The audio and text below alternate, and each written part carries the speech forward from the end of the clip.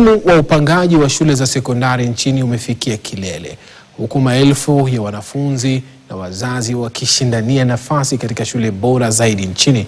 Ingawa awamu ya kwanza ya upangaji wa mchakato wa rufaa umekamilika, ushindani mkali bado unaendelea, hasa katika shule za kitaifa. Hata hivyo, wizara inapanga awamu ya pili ikiwapa wanafunzi fursa nyingine ya kurekebisha upangaji. Ann Musungu na kina cha taarifa hiyo. Kadri awamu ya uhamisho wa upangaji wa wanafunzi kujiunga na shule za sekondari unavyokamilika, wanafunzi wengi wamejipata wakishindania nafasi katika shule bora zaidi nchini. Msukosuko huo umeibua wazi shinikizo kubwa, wasiwasi miongoni mwa familia, pamoja na udhaifu uliopo kwenye mfumo mpya wa upangaji.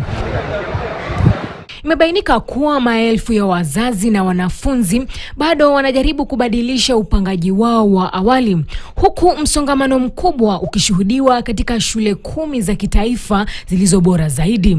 Shule hizo zilipokea maelfu ya maombi licha ya kuwa na nafasi chache.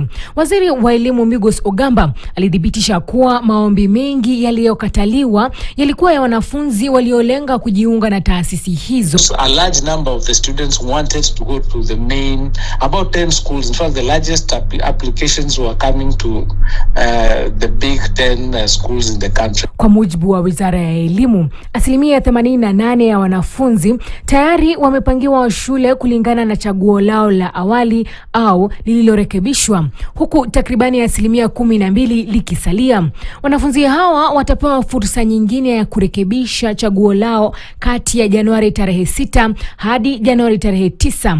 Kati ya maombi 355,457 yaliyopokelewa, maombi 211,686 yaliidhinishwa, huku 143,821 yakikataliwa. Kwingineko, baada ya kipindi cha kuripoti kwa wanafunzi kujiunga na shule za sekondari kati ya tarehe 12 Januari na tarehe 16 Januari, wakuu wa shule wataruhusiwa kutathmini uwezo wao halisi wa wanafunzi.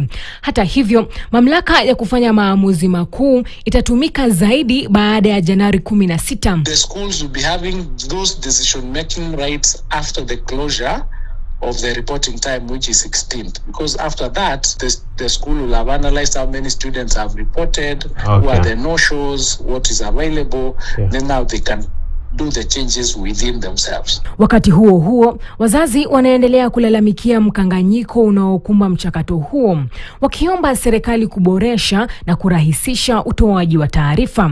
Ann Musungu, KTN, Nairobi.